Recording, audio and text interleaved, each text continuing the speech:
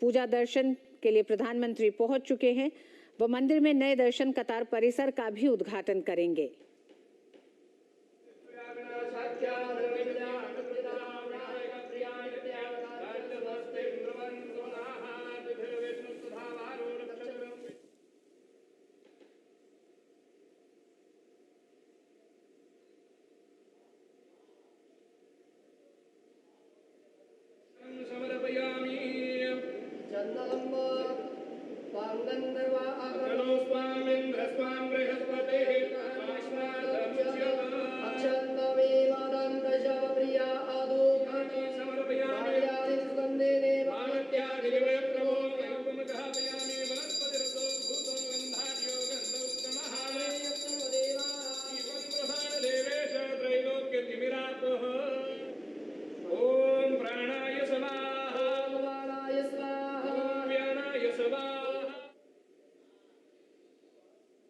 शिरडी महाराष्ट्र के मशहूर धार्मिक स्थलों में से एक है। हर साल यहाँ लाखों लोग बाबा के दर्शन के लिए पहुँचते हैं। हम जानते हैं कि गुरुवार का दिन शिरडी के साईं बाबा का दिन कहा जाता है और आज इस शुभ दिन पर प्रधानमंत्री नरेंद्र मोदी साईं बाबा मंदिर पहुंचे हैं। साईं बाबा के दर्शन के लिए इस मंदिर की प्रसिद्धि सिर्फ महाराष्ट्र तक ही सीमित नहीं है, बल्कि बाबा का दर्शन करने लोग विदेशों से भी आते हैं। अनुज हमारे साथ जुड़ गए हैं। अनुज, आज शिरडी और शिरडी के आसपास के इलाकों के लिए बेहद अहम दिन है। प्रधानमंत्री पूजा अर्चना करने के बाद जिस तरह से विकास परियोजनाओं का उद्घाटन और शिलान्यास करने जा रहे हैं। देखिए ऋतु, आज शिरडी के हिसाब से अगर हम बात करें तो एक बड़ा दिन इसलिए है क्योंकि आज यहाँ कई हजार करोड़ की जो परियोजनाएं हैं वो इस इलाके के लिए प्रधानमंत्री नरेंद्र मोदी आज यहाँ की जनता को सौंपने जा रहे हैं। और दूसरी सबसे बड़ी बात है जो आपने अभी तस्वीरों के माध्यम से देखा कि प्रधानमंत्री आज श्री बाई बाबा जो संस्थान ट्रस्ट है वहां पर आए और यहाँ साईं बाबा के दर्शन उन्होंने किए, पूजा अर्चना की। और उसके बाद जो एक सबसे बड़ा साईं बाबा ट्रस्ट के लिए आज दिन है वो इसलिए है क्योंकि इस परिसर का जो नवनिर्माण हुआ है, जो एक नई इमारत बनकर तैयारी हुई है, उसका भी उद्घाटन करेंगे। और इसके पीछे जो सबसे बड़ा मकसद रहा है ऋतु, वो ये रहा है कि यहाँ पर जो दर्शनालु हैं, श्रद्धालु हैं, उनकी संख्या कई ऐसे अवसरों पर बढ़ती है, जैसे रामनवमी का दिन है या बृहस्पतिवार के दिन है, यहाँ पर काफी संख्या बढ़ जाती है। ऐसे में लोगों को जो सड़कों पर जो लंबी लंबी लाइन लगती हैं उन पर ना लगना पड़े, यहाँ पर वातानुकूलित एक कॉम्प्लेक्स बनाया गया है, लोग वहां पर अपनी बारी का इंतजार कर सकते हैं। तो आज श्रद्धालुओं को एक सबसे बड़ी सौगात इस नई इमारत के रूप में मिलेगी। दूसरी जो सबसे बड़ी बात है, प्रधानमंत्री यहीं पर जो शिरडी गांव के जो बच्चे हैं, आसपास के बच्चे हैं, उनके लिए एक शिक्षण संस्थान भी यहाँ लगातार चल रहा है, उसके लिए भी एक नई कॉम्प्लेक्स, एक नई इमारत का उद्घाटन प्रधानमंत्री नरेंद्र मोदी यहाँ पर करेंगे। तो कुल मिलाकर हम कह सकते हैं कि जिस तरीके से प्रधानमंत्री का लगातार फोकस रहा है कि पर्यटन को बढ़ावा मिले, धार्मिक पर्यटन को अगर बढ़ावा मिलता है तो हम जानते हैं कि उस इलाके के अंदर डेवलपमेंट के कार्य होते हैं, विकास के कार्य होते हैं, लोगों को रोजगार मिलता है। प्रधानमंत्री जब भी किसी सरकारी परियोजनाओं को उस इलाके के लेकर जाते हैं तो हमने इस बात को देखा है कि जो वहां के जो धार्मिक जो मंदिर हैं उनका वो एक तरीके से पुनर्निर्माण लगातार कराते रहे हैं। और शिरडी साईं बाबा मंदिर का भी यहाँ पर नए कॉम्प्लेक्स बने हैं। तो निश्चित तौर पर जब श्रद्धालुओं की संख्या किसी इलाके के बढ़ती है तो उस इलाके का विकास होता है, पर्यटन बढ़ता है, तो उस इलाके के आधारभूत ढांचे को मजबूती मिलती है। और यही प्रधानमंत्री नरेंद्र मोदी का शुरू से ही लक्ष्य रहा है, चाहे वो देश के कोने कोने का कोई भी हिस्सा हो। तो आज हम कह सकते हैं शिरडी और शिरडी जिले के आसपास के जितने भी इलाके हैं उनको कई बड़ी सौगातें मिलेंगी। जो ग्रामीण इलाके हैं उनको सड़कों से जोड़ने की परियोजनाएं हैं, किसानों के लिए एक इसके बाद जो प्रधानमंत्री नरेंद्र मोदी का कार्यक्रम है वो एक डैम है, उसका आज भूमि पूजन होगा।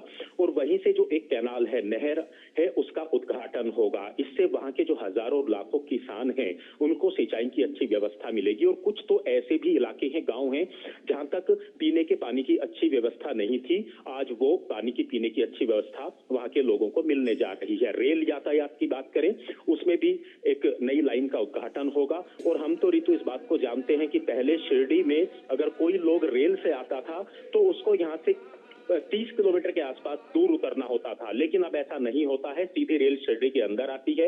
हवाई मार्ग की बात करें तो पहले औरंगाबाद कई सौ किलोमीटर दूर हवाई अड्डा होता था, लेकिन प्रधानमंत्री नरेंद्र मोदी के प्रयासों से अब लगातार पिछले कई वर्षों से यहाँ पर हवाई अड्डा भी चल रहा है। तो धार्मिक पर्यटन को बढ़ावा देना, इलाके का विकास करना, ये एक सबसे बड़ा फोकस प्रधानमंत्री नरेंद्र मोदी का रहा है और जिसके गवाह आज यहाँ की जनता एक बार फिर से बनने जा रही है। ऋतु जी अनुज, बिल्कुल सही आपने कहा कि हम जानते हैं कि प्रधानमंत्री नरेंद्र मोदी ने हमेशा से कल्चरल इंफ्रास्ट्रक्चर डेवलपमेंट पर जोर दिया है और जिसके कई ऐसे उदाहरण देश के सामने हैं। अगर बाबा विश्वनाथ कॉरिडोर की हम बात करें, महाकाल कॉरिडोर की बात करें, तो ये तमाम वो स्थल रहे हैं, पूजा के स्थल रहे हैं, धार्मिक स्थल रहे हैं, जिनका एक तरह से एक नव निर्माण किया गया है और श्रद्धालुओं को, आने वाले तमाम भक्तों को किसी तरह की समस्या ना हो, इसको ध्यान में रखा गया है। और इसी लिहाज से देखा जाता है अनुज की जिस तरह से शिरडी में भी नया दर्शन कतार परिसर 2018 में प्रधानमंत्री ने ही इसकी आधारशिला रखी थी और आज प्रधानमंत्री इसकी शुरुआत करने जा रहे हैं। तो प्रधानमंत्री का लगातार जो कहना है कि उनके कार्यकाल में कुछ ऐसी योजनाएं, परियोजनाएं जिनकी शुरुआत हुई, जिनका शिलान्यास हुआ और उनका उद्घाटन भी उन्हीं के कार्यकाल में होता रहा है। क्योंकि हम जानते हैं कि नीलवंड बांध जिसकी बात हो रही है, जिसे लेकर भी आज एक पूरी नहर के नेटवर्क की शुरुआत प्रधानमंत्री अब से थोड़ी देर के बाद करेंगे। कितना सालों तक लोगों को, इन गांवों को, करीब 180 से ज्यादा गांव हैं जिन्हें लंबा इंतजार करना पड़ा है। बिल्कुल ऋतु, आपने बिल्कुल सही कहा, क्योंकि काफी लंबे अरसे के बाद जब लोगों को सुविधाएं मिलती हैं तो निश्चित तौर पर उनके लिए, उनके इलाके के लिए एक नया जन्म होता है, हम इस बात को कह सकते हैं। और पीने के पानी की व्यवस्था तो ऐसी बात है जो जीवन के लिए एक आधारभूत जरूरत है और ऐसे में प्रधानमंत्री ने कई कार्यक्रम चलाए हैं, चाहे घर घर जल नल की बात चलाई हो, सिंचाई की व्यवस्था की बात की हो। ये इस तरह की बातें हैं जो प्रधानमंत्री सीधे जो लोगों की जो समस्याएं हैं, जो निचले पायदान के लोग हैं, उनकी बातों को जब प्रधानमंत्री लगातार उनके इलाकों तक पहुंचाते हैं तो ये उनके लिए एक बड़ी बात होती है। तो निश्चित तौर पर ये महाराष्ट्र के ऐसे इलाके हैं, हमने तो ऋतु ऐसे भी दिन देखे हैं जब महाराष्ट्र के अंदर, विदर्भ ही नहीं बाकी कुछ ऐसे भी इलाके हुआ करते थे जहां पानी की पीने की समस्याएं मीडिया की हेडलाइन बना करती थी, अखबारों की हेडलाइन बना करती थी। किसान के लिए सिंचाई के पानी की कोई व्यवस्था नहीं होती थी। ये सिर्फ अब महाराष्ट्र नहीं बल्कि पूरे देश के गांवों तक, अलग अलग इलाकों तक, तहसील ब्लॉक स्तर तक, गांवों तक अब ये सारी सुविधाएं पहुंच रही हैं। और आज इस वजह से हम इस बात को कह सकते हैं कि निश्चित तौर पर प्रधानमंत्री को लोग जो सुनने के लिए और देखने के लिए जो हजारों लाखों की संख्या में लोग आते हैं, वो एक विश्वास के साथ आते हैं। उन्हें इस बात का विश्वास होता है कि यहाँ आज देश के प्रधानमंत्री नहीं आ रही हैं, बल्कि उनकी आशाएं और उनका जो विश्वास था वो यहाँ तक पहुंच रहा है। तो निश्चित तौर पर ऋतु, आज प्रधानमंत्री जब महाराष्ट्र के इस इलाके में है तो हमने शिरडी साईं बाबा का जो बाहर का परिसर है, यहाँ पर हजारों की संख्या में लोग यहाँ पर उनका अभिवादन करने के लिए खड़े थे। अभी वो टाइम जो भूमि पूजन करेंगे वहां जाएंगे और एक 3 बजे के आसपास एक बड़ी लाखों की जनसंख्या की एक जनसभा को भी संबोधित करेंगे। जी अनुज, क्योंकि आप अनुज वहां पे मौजूद हैं, नया दर्शन कतार परिसर है, ये किस तरह से श्रद्धालुओं को और ज्यादा सुविधा देगा? क्योंकि कई ऐसी सुविधाएं इसमें शामिल की गई हैं जो आज अत्याधुनिक तौर पर, यानी कि टेक्नोलॉजी के इस्तेमाल से अब श्रद्धालुओं को यहाँ पहुंचने के बाद किसी तरह की कोई समस्या नहीं होगी।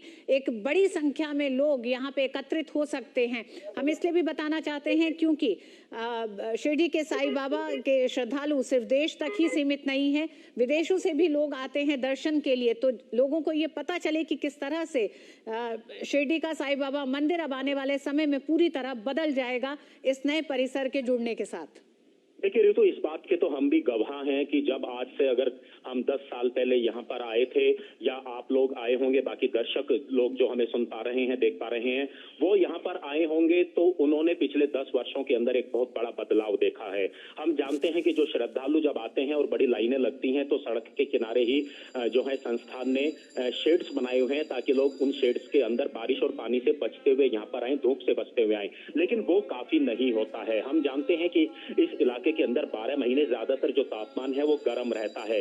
इन्हीं बातों को ध्यान में रखते हुए जो नया कॉम्प्लेक्स बना है वो पूरी तरीके से ऋतु वातानुकूलित है, पूरी तरीके से एयर कंडीशनड है और सबसे अच्छी बात है कि लोगों को अब लाइनों में खड़ा नहीं होना पड़ेगा। वो वहां अपनी बारी का आराम से विश्राम कर सकते हैं, इंतजार कर सकते हैं और वहां पे बकायदा वहां पे एक तरीके से बोर्ड लगाए गए हैं और उसमें ये सारी चीजें वहां दिखाई देती हैं, एलईडी दिखाई देती है कि आप कितनी देर में आपका नंबर आएगा। और दूसरी सबसे बड़ी बात है पीने के पानी की वहां व्यवस्था है। बच्चे अगर वहां हैं तो बच्चों के लिए एक अलग से इलाका है जो बच्चे वहां पर अपना विश्राम कर सकते हैं। तो बैठने की, बुजुर्गों के लिए, दिव्यांगों के लिए बैठने की व्यवस्था है। तो जो आज के समय में की जरूरतें हैं, जब भी देखिए कोई भी नव निर्माण किसी परिसर का होता है तो इन बातों को ध्यान में रखा जाता है कि आज की जो जरूरतें हैं उस जरूरत के हिसाब से वो नव निर्माण हो।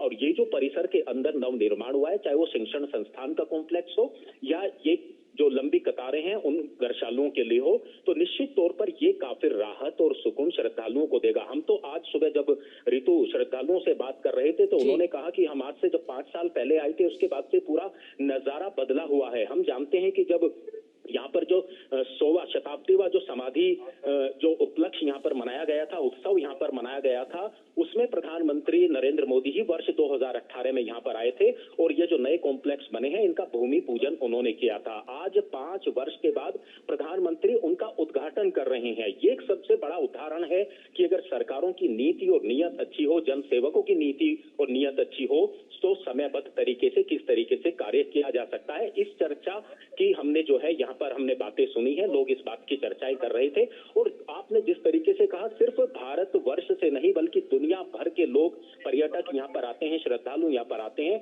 तो उनको भी लगता है कि जब वो अपने भारत वापस देश आते हैं तो